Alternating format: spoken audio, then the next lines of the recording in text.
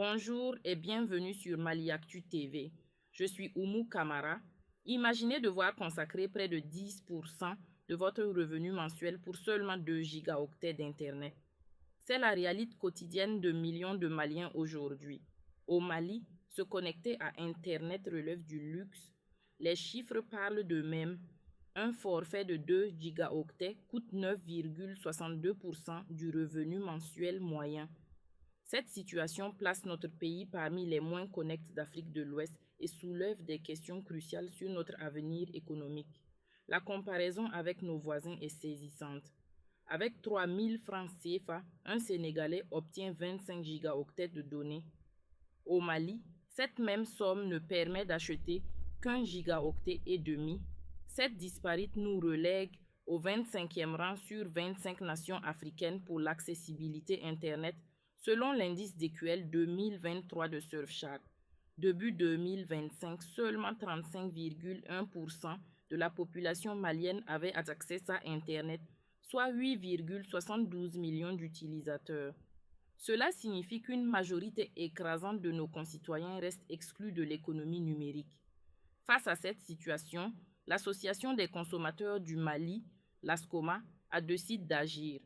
L'organisation a récemment déposé une plainte auprès de la Direction générale du commerce, de la consommation et de la concurrence. Cette action apporte ses premiers fruits puisqu'elle a contraint Orange Mali à supprimer la limitation de validité des crédits. Néanmoins, les consommateurs attendent une révolution tarifaire plus profonde et plus structurelle. Il faut préciser que cette charte d'Internet n'est pas un simple problème commercial. Elle cache une dépendance stratégique problématique pour notre pays. Le Mali, en tant que pays enclave, dépend entièrement des câbles sous-marins qui transitent par le Sénégal et la Côte d'Ivoire. Cette situation génère des coûts de transit considérables qui se répercutent directement sur les factures des consommateurs maliens. Entre 2023 et 2025, 150 milliards de francs CFA ont été investis dans le développement de la fibre optique et de la 4G.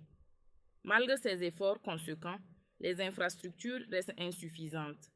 La vitesse moyenne de téléchargement au Mali est de 23,26 mégabits par seconde, ce qui nous classe au 135e rang mondial.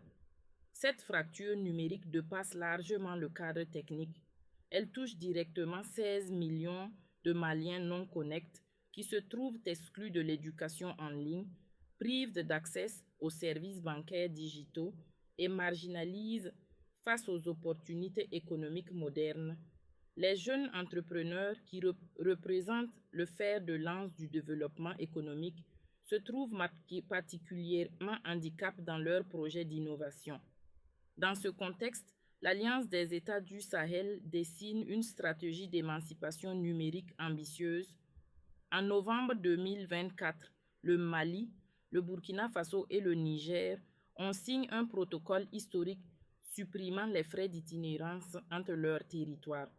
Cette initiative préfigure la création de Teriatel, un opérateur unique de l'AES qui ambitionne de briser notre dépendance aux géants internationaux des télécommunications. Les autorités de transition ont adopté une stratégie nationale de développement du numérique pour la période de 2025-2034. Cette feuille de route reconnaît l'urgence de démocratiser l'accès à Internet au Mali. La création de Teriatel et la coopération renforcée au sein de l'AES ouvrent de nouvelles perspectives pour transformer cette contrainte en opportunité d'émancipation technologique.